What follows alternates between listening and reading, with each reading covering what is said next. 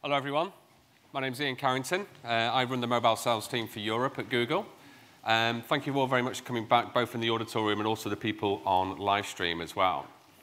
Now, the title of my presentation and the title of this event is "It's Not Too Late to Be Early." And what we mean by that is that the opportunity for capitalizing on mobile is now. We heard from Charles earlier that lots of people are failing to capitalize, and mobile is succeeding despite of itself, but there's lots and lots of actions that you can take to capture the mobile opportunity, and I'm going to explain some of them today as well. I'm also going to share some of the insights and trends that we're seeing in the mobile space as well, including some latest research from the MMA and Google, and that will be the first time this research has ever been shown, is here today as well. Now, there's one comment I want to make from our chairman, Eric Schmidt, before I start my presentation, and that is Eric said a few months ago, if you don't have a mobile strategy, you don't have a future strategy. And while I think that's not true for every single business in every single country, it's going to be true for many people in this room today, because more and more of your users are using mobile phones to engage with your brand and to buy products and services. So I just want to have a quick look back about how far have we come in the last 12 months. We did our first Think Mobile 12 months ago in the UK, and I presented some very key stats and insights there. And I just want to compare a few of them and how they've changed over the last 12 months. So first of all, in the world today, there are 5 billion mobile phones. And in actual fact, there's already 1 billion people using their phones to connect to the web whenever and wherever they want to. Last year, the number was 500 million. And next year, the number's going to be bigger. There's going to be more and more people looking at your brands through a mobile lens. Now, I'm not going to stand on this stage and predict how far and how big mobile is going to be in terms of web usage. I'm actually going to refer back to Mary Meeker here, who is a very well-known tech futurist on Wall Street in the US, and show a prediction that she made. Now, I'm sure many of you are familiar with Mary Meeker's presentation. She's absolutely well-respected in mobile and is often quoted as the godmother of mobile. And she predicted in Q1 2010 that in 2 years' time, in 2012, smartphone sales will surpass PC sales. And I think that's quite a remarkable thing. You know, lots of people have got PCs and smartphones haven't been around that long. But the most remarkable thing for me is that she got it wrong. She's the best in the business, and we love all of her research. But in actual fact, smartphone sales surpassed PC sales in Q4 2010, a full 2 years ahead of when she predicted it, and only around 9 months after she made that prediction. And that, to me, just really epitomizes the pace of change we are seeing. You know, users have got their mobile phones with them all the time. They're the ones driving this revolution that we're seeing. And it's hard to predict where it's going to go, except it's just going to get bigger and bigger and bigger.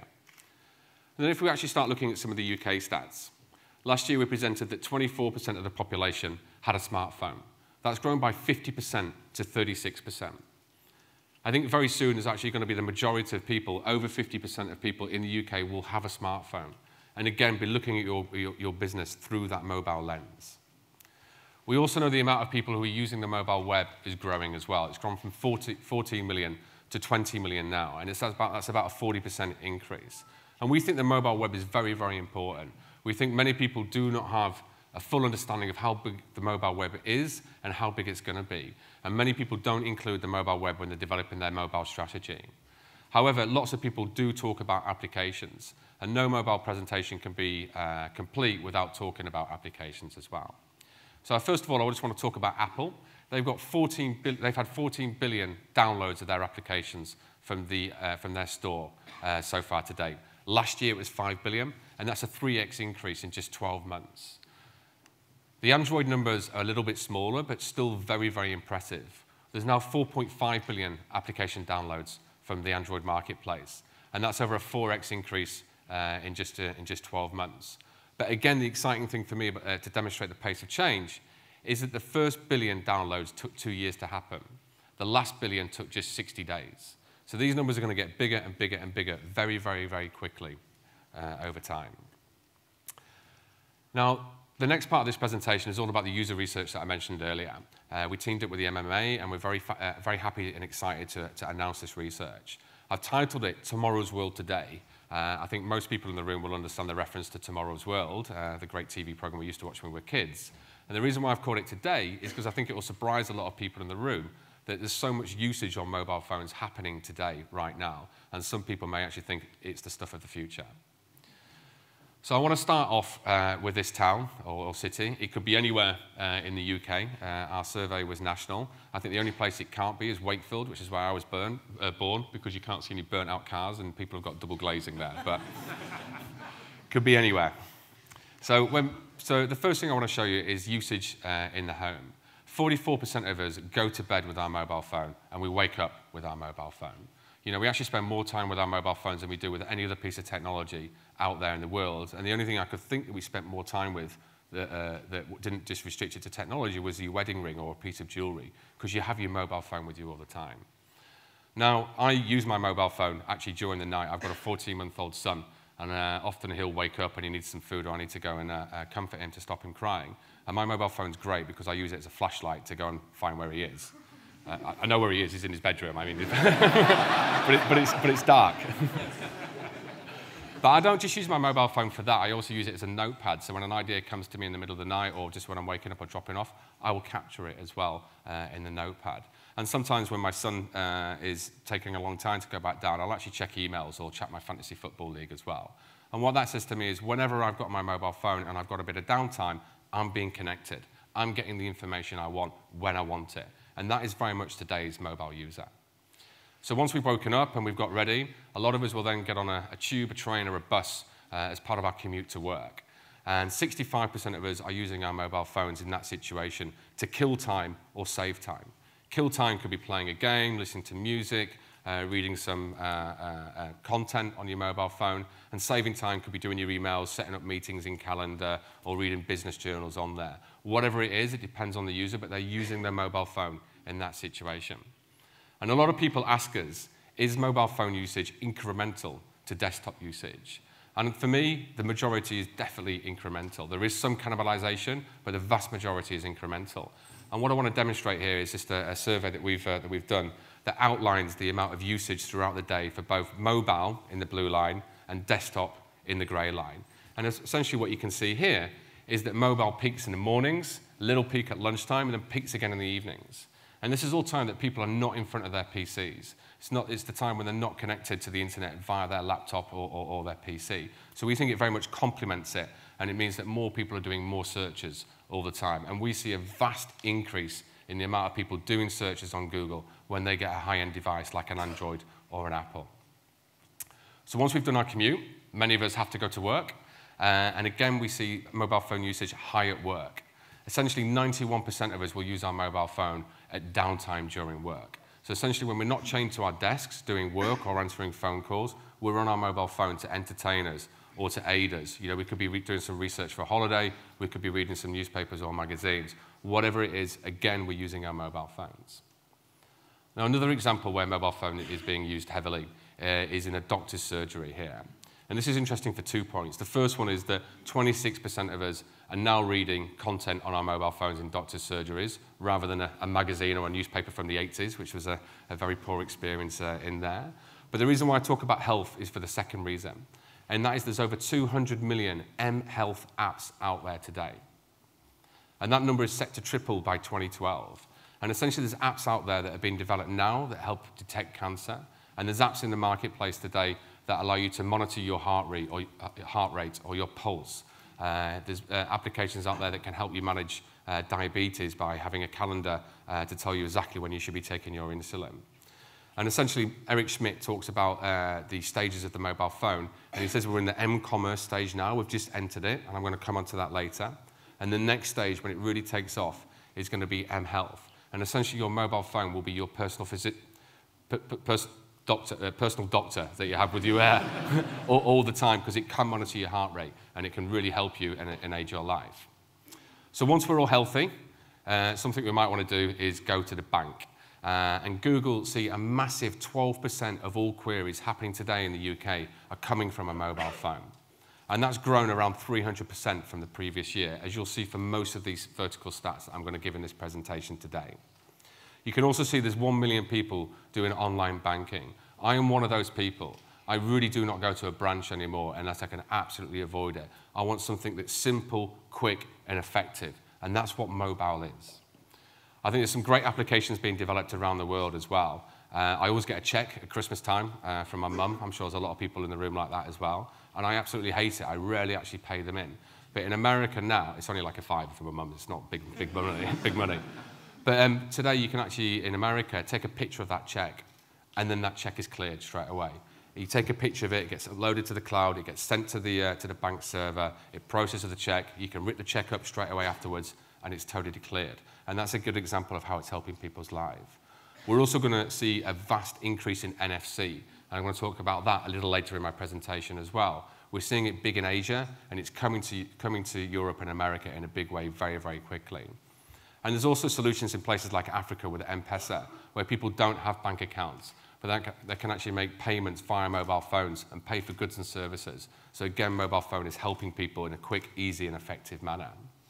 So once we've been to the bank and we've got our money, and something we might want to do is go shopping. And 13% of all queries today in the UK are coming from a mobile phone when they're retail related. Another interesting stat from our research is that 24% of people will use their mobile phones in store. They'll use it for price comparisons. They'll use it for checking reviews. They'll use it for actually checking into the store and potentially getting some discounts and coupons in that store as a result. And we think that's incredibly powerful because it's essentially someone with a loud speakerphone in the store shouting their opinions on your store, your prices, your products. Except it's not just restricted to people in the store itself, it's on the whole of the web, and anyone in the whole world can access it. Now, I mentioned coupons earlier as well. We're seeing a tremendous increase in coupon queries, 800% year on year in the UK, of people looking for online and offline vouchers, offers, and coupons. I personally thought it was just northerners like me who are quite tight, but apparently everyone in the country likes a bargain as well. So the next example I want to give on retail is not just the in-store comparisons, but for me a much more important stat, and that is 28% of us are actually using our mobile phones to buy goods and services today.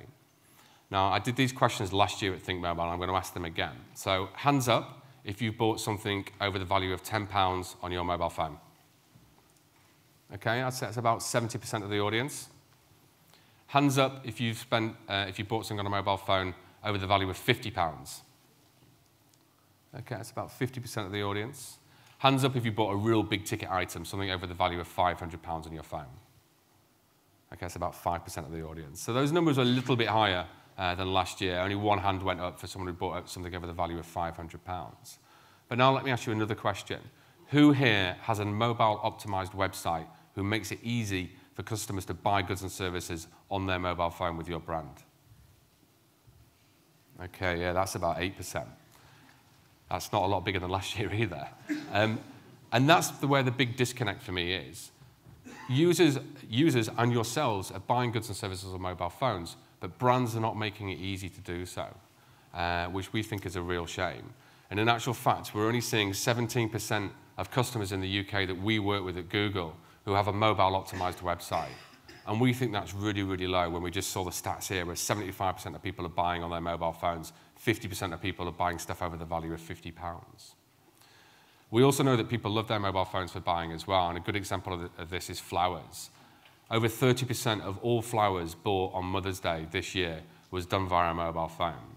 And essentially that's blokes forgetting about Mother's Day, using their mobile phone and buying flowers. And there's one particular company that really benefited from click-to-call that Amanda demonstrated earlier, where they set up a click-to-call number. And in actual fact, the conversion rates were so much higher than the desktop and so much higher than the normal call center that they had to develop a new script in there. Because blokes were phoning up at 5 to 12 when the last delivery time was 12 o'clock going, I want some flowers. I don't care what they are, roses, lilies, whatever. I don't know any kind of flowers. That's it. So that's why click-to-call is really, really important. And again, it demonstrates the immediacy of the mobile user and what they want today. But it's not all business, and it's not all retail, and it's not all finance. You know, people are having lots of entertainment on their mobile phones as well. And in actual fact, at 18%, that's our biggest vertical for the amount of mobile queries that we're seeing in the UK today. And a couple of examples of where people are doing entertainment-related activities on their mobile phone is Twitter. 40% of all tweets are now done on a mobile phone. There's 250 million Facebook users who are using mobile to connect to the internet and connect to Facebook. We're also seeing lots and lots of people consume video on their mobile phones as well. We have 200 million video views a day on mobile YouTube. That's 10% of all YouTube queries or all YouTube videos being played. And that's a number that's 6 months old, and we're actually seeing mobile grow at a much quicker rate than desktop YouTube as well. So that number's going to get a lot bigger over time as well. But then you can also talk about gaming. I actually use my mobile phone for quite a lot of games, and I got some great games on there. And when Angry Bird came out, I played it continuously until I completed every single level. I still haven't got 3 stars on every level, which frustrates me, but I've kind of given up on it now. I'm moving on to the next game. But an incredible 125 years of Angry Birds is being played. You know, that's a lot. And you think about how that's changed over in the last 10 years. 10 years ago, I got my Nokia 3210. I had Snake on it. I love Snake. It was fantastic. Played it all day, you know, especially on my commute or when I was at home, often watching TV. 10 years later, we've got Angry Birds. Where's it going to be 10 years from now? What kind of rich, immersive, deep gaming experiences are we going to be having on mobile phones in 10 years' time as we see this technology just improve and advance over time? Travel is perhaps one of well, travel is the fastest growing sector we've seen, up from 3% of queries last year to 14% this year. And we've actually had a couple of case studies in the travel sector, more case studies than retail and finance and the other sectors that we've been working in. And one of the ones I want to dwell on today is from IHG. We had EasyJet present at Think Mobile last year, saying how they got better ROI from mobile over desktop. But the reason why I'm going to present IHG is because they had a fantastic strategy. They understood that people in applications and people using the mobile web were having different experiences and what had different needs. So what they kind of figured out was that applications were about retention and loyalty, and the mobile web was about customer acquisition and commerce. And we very much agree with that. That's a stance point that we say. You know, it's not to say that people won't buy on an application. Many people do. But you have to have it installed on your mobile phone first. If people are making a one-off or immediate or incidental purchase, they're going to go to the mobile web. And the example I gave last year still holds true for this year, so I'm going to give it again. And that is when the ash cloud happened.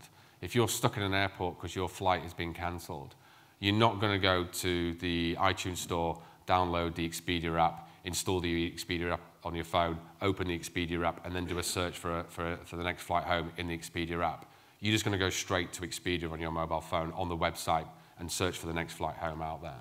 But if they have the Expedia app on your phone already, great. They're not going to go to the website. They're just going to go to the application. So we think IHG nailed that really well by having that dual-tier strategy and understanding that applications is about loyalty and web is about new customer acquisition. We're also seeing some developments in the travel sector as well. We're actually seeing Wi-Fi now available in planes.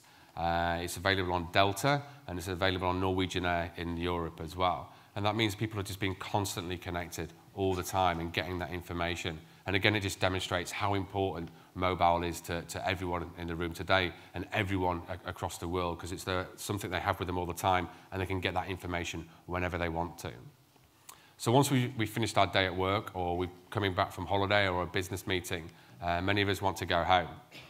And an example I want to give here is what happens when you're locked out of your house. It happened to me about 3 weeks ago. I was given a presentation at WPP. My presentation was on a USB stick, and I gave them my USB stick. Sorry, my presentation's on a USB stick, and my house keys are on the USB stick as well.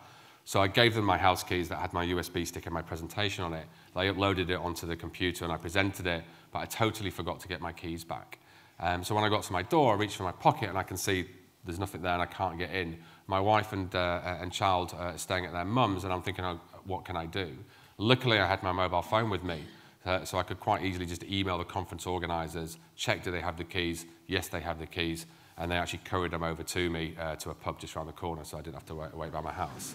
It's perfect.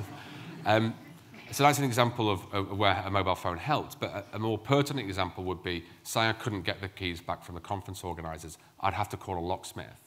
And if I use my mobile phone, then I can just find out straight away where a locksmith is, because it knows where I'm located, so it can tell me someone who's very close by. And I could actually understand that, can they come out in the next 5 minutes, or could they come out in 2 days' time? And I could pick the relevant locksmith to really help me there. But once we're back and safely inside our houses, I just want to talk about something we talked about earlier. I think it was in Charles's presentation. And that is about how people are using their smartphones and tablets in the house. 53% of us are dual screening. And what we mean by dual screening is that people are watching TV, but they've got their mobile phone or their tablet with them as well. And therefore, when they see something interesting on TV, they may think, oh, I'm going to look up and find more information about that. And what we want people to have is a very integrated campaign. So if they see a TV advert, we want to make sure it's the same message on a mobile phone. You don't have some kind of disconnect where they're promoting a competition on the TV advert, but then when you go to the mobile site, you can't find that competition. And that's why it's so important to have an integrated solution all the time there as well. So that's kind of a quick whistle-stop tour of any town in the UK today and how people are using their mobile phones. Now, Amanda touched on this earlier as well, and I just want to emphasize how important the cloud is. You know, Amanda demonstrated it with some voice demonstrations. But essentially, once you have the cloud on your mobile phone, you're not limited to the processing power of something that can fit into your palm or to your pocket. You can actually have infinite processing power by all these servers up in the sky doing any kind of complicated calculation or algorithm that you want. And we think that's going to just really aid the development of mobile phones as well and make even more greater applications that everyone can use. So the next bit of the presentation is about what can you do today to take advantage of the opportunity, take advantage of all these people trying to buy goods and services on their mobile phones or engage with your brand. Well, I thought I'd coin a phrase from Elvis, a little less conversation, a little more action, please. And what I mean by that is that a lot of people are talking about mobile. Everyone's got a mobile, everyone's excited about the future of mobile, but not everyone is taking action. And I think that's very evident from the fact that only 17% of people have a mobile optimized site, and only around 15–20% of people in the audience today put their hand up for having a mobile optimized site as well. A mobile optimized site is the one barrier or one enabler between you and your customers wanting to buy goods and services from you on a mobile device. So we put together a couple of different thoughts that we thought was very, very relevant to everyone in the room. First one is develop and integrate your mobile strategy. Many people think, oh, I've got an iPhone application, I've got a mobile strategy. That is not a mobile strategy, that is an iPhone strategy. You know, your mobile strategy should incorporate both applications and the web there as well. And you've got to start off by defining what your success metrics are and what your objectives are. Is it about brochure downloads? Is it about new customer acquisition? Is it about people playing a game? You know, what are you trying to achieve in mobile? And once you've defined it, integrate it into all your other marketing activities. Make sure it becomes part of the overall communication piece that you're developing.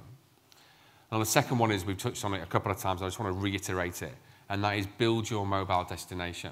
It could be an app, it could be a website, it could be both, it could be a BlackBerry app, it could be an Android app, it could be an iPhone app. You've got to understand what you're trying to achieve and then build the necessary destination for people. And as I said earlier, this is the one thing that you can go away and really help customers find and integrate with your business. And I just want to talk about a couple of customers that are doing this very successfully.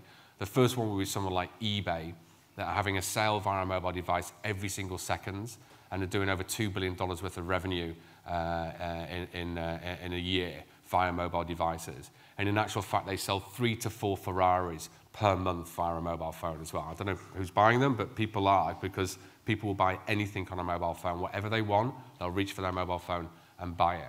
And then we're also going to hear from some more traditional companies who are also benefiting from the mobile revolution and enjoying good ROI and low CPAs from mobile as well, in the case studies we're going to have later.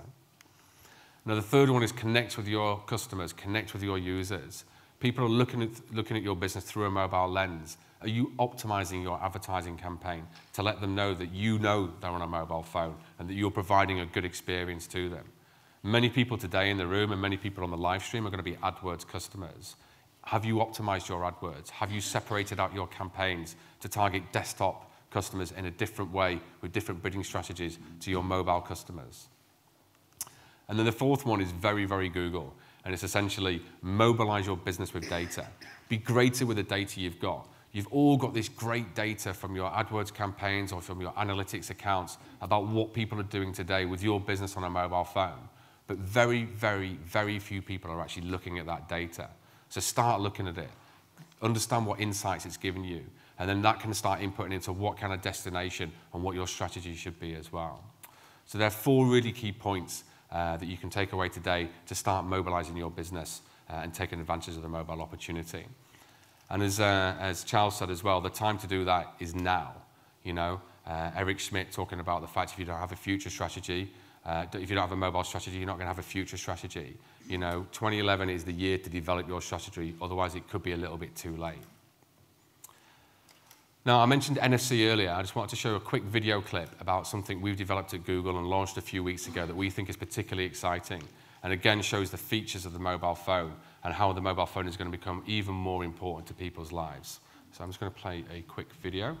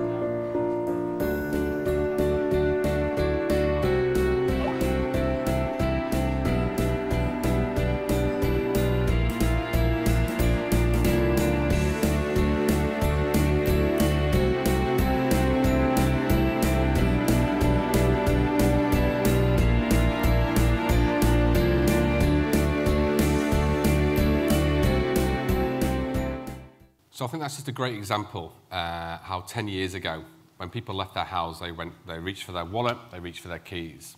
Now they reach for their keys, their wallet, and their mobile phone. And maybe in 10 years from now, they're just going to reach for their mobile phone because it can have all your wallet information on there. It can also be your key to your door as well, because everything can be contained in that one single device. So that's the end of my presentation. It's not too late to be early. 2011 is the year to get involved in mobile, develop your mobile strategy, build your mobile destinations, you know, start connecting with your customers and optimizing your mobile campaigns for mobile, and to use data to mobilize your business. So that's it from me. Thank you all very much for listening, and I'll speak to you all later.